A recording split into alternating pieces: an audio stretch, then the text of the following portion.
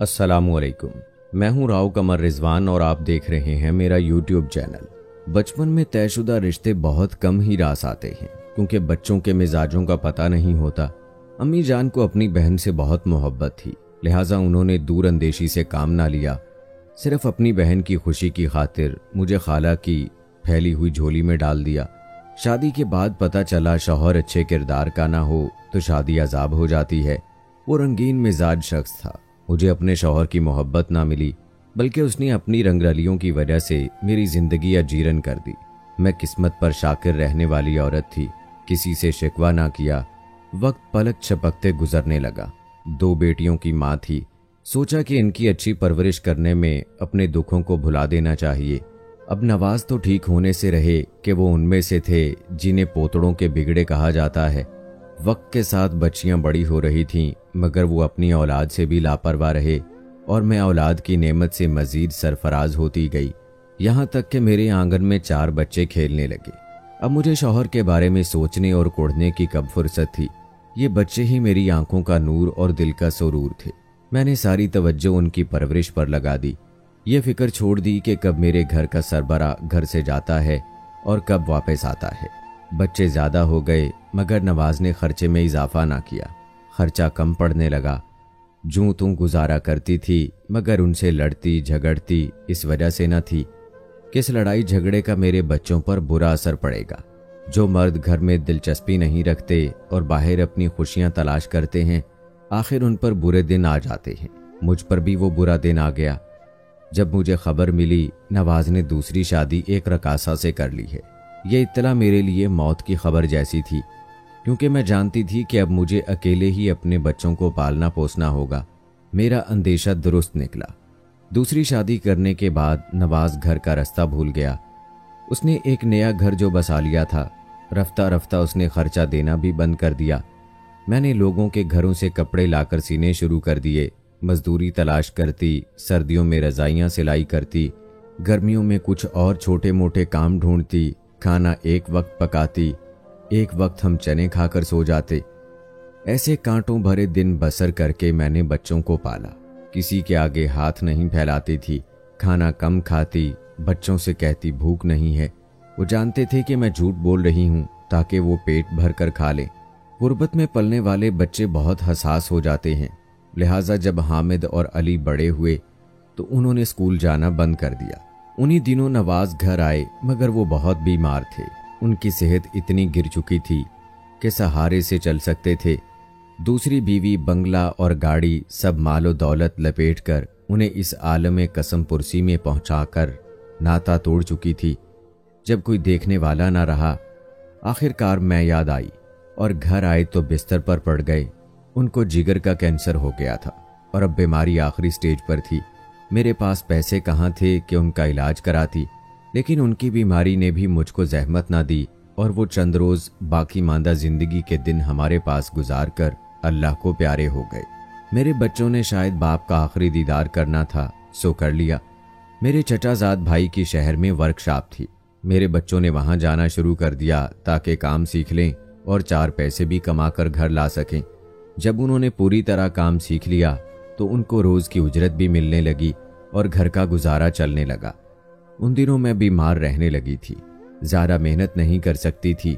बहुत गम होता था कि मैंने क्या सोचा था और मेरे बच्चे क्या बन रहे हैं। मैंने तो इनको पढ़ाने लिखाने और आला तालीम दिलाने का ख्वाब देखा था। इनको डॉक्टर और इंजीनियर बनाना चाहती थी और ये वर्कशॉप में मिस्त्री बन रहे थे। अल्लाह का शुक्र है, चलो फिर भी मेरे बच्चे हुनरमंद तो हो गए हैं। बच्चे मुझे तसल्ली देते। गुर्बत तो इंसान को सड़कों पर भटकाती है, भिखारी तक बना देती है। हम फिर भी कोई काम तो सीख गए हैं।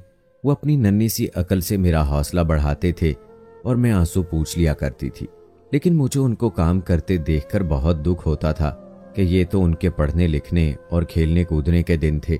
बड़े बेटे को पढ़ने का बहुत शौक था। जब वक्त मिलता वो किताबें लेकर बैठ जाता। यूं अपनी हिम्मत से उसने प्राइवेट मैट्रिक कर लिया। उन्हीं दिनों मेरे ससुर के मामूजाद बच्चों का अहवाल पूछने आए। वो असर रसूख वाले आदमी थे। हमारा हाल देखा तो रंजीदा हो गए। बोले, बेटी तुम चाहो तो मैं तुम्हारे बड़े लड़के को सऊदी अरेबिया भिजवा दूं। वहां मेरे बेटे की वर्कशॉप है, ये उधर काम पर लग जाएगा। मैंने हामी भर ली। उन्होंने कमाल शफकत से अली को अपने बेटे के पास भिजवा दिया।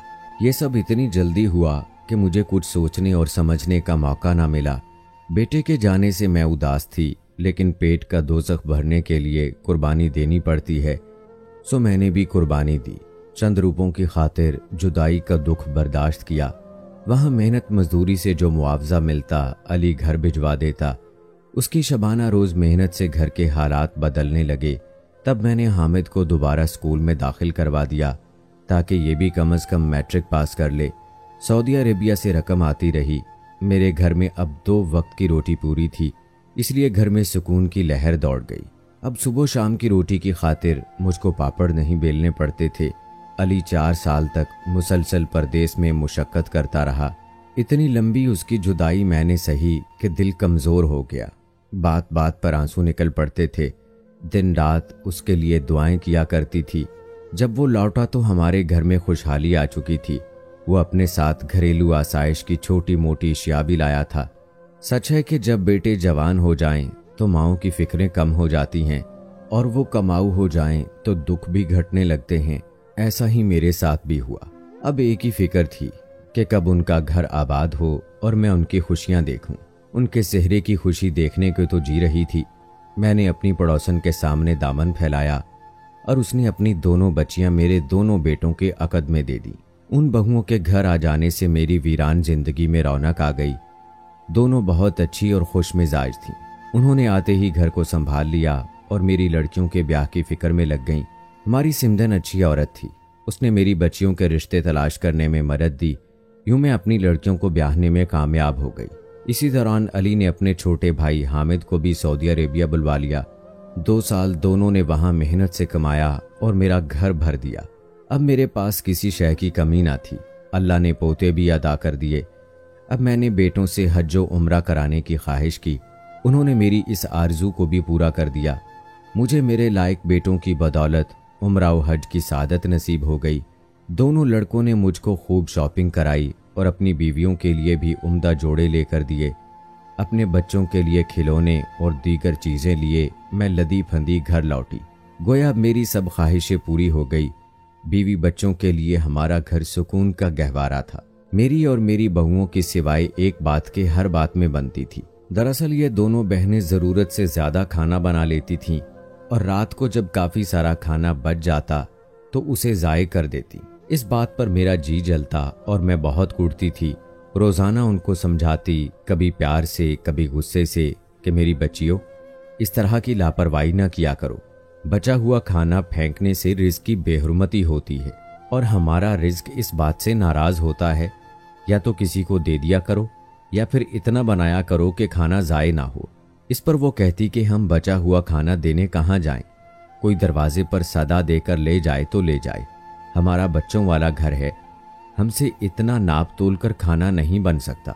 आपने किचन हम पर छोड़ा है तो अब आराम से बैठी रहा करें और पका खाना हाथ में हमसे लें। हमारी खाने पकाने में हर रोज की ये मदाखलत छोड़ दें।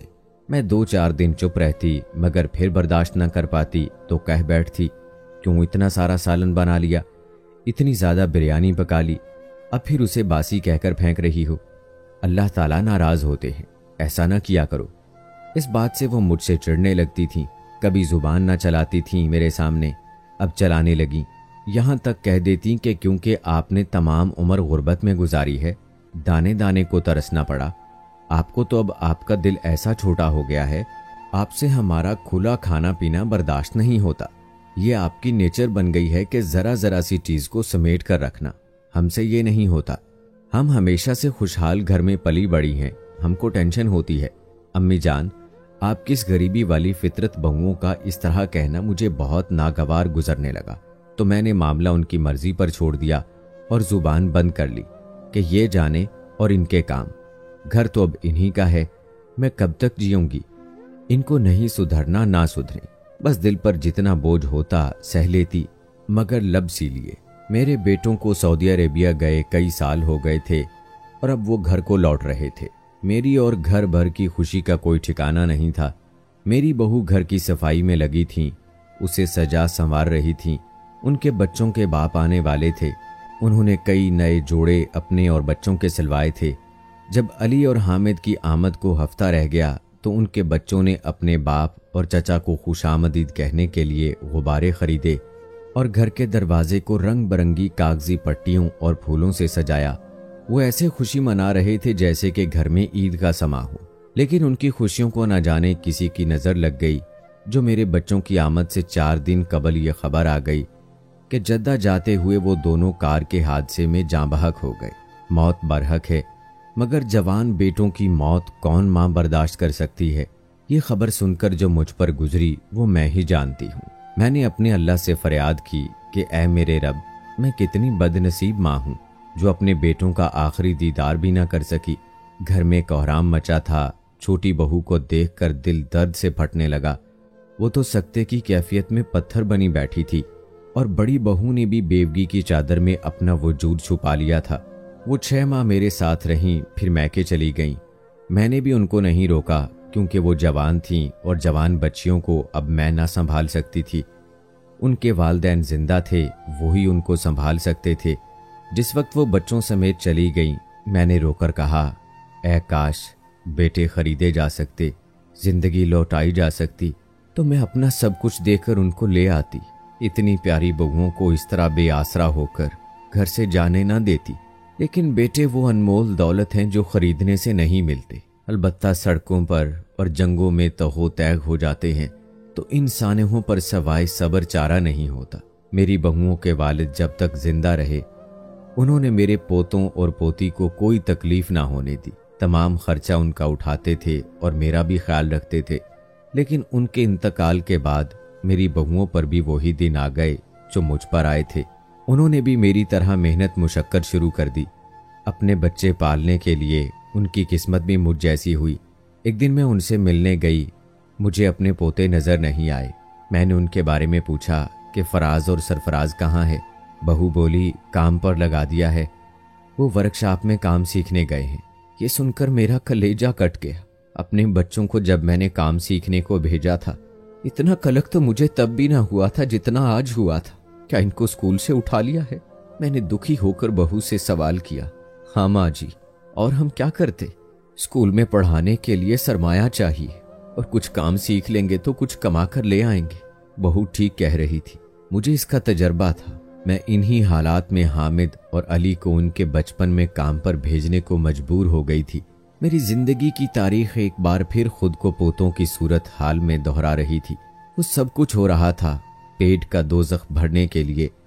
मेरे बच्चे फिर मुल्क से बाहर जा रहे थे। मेरा जी कांप गया।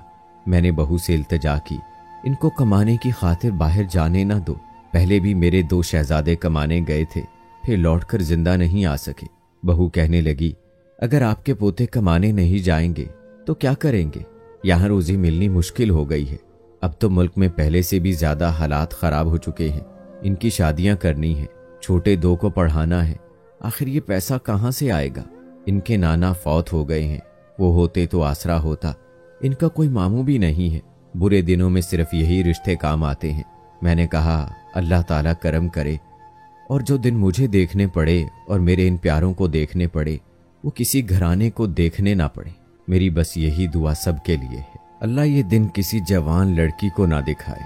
मौत बरहक है, लेकिन दुआ है कोई जवान लड़की बेवा ना हो, क्योंकि ये दुनिया बहुत जालिम है।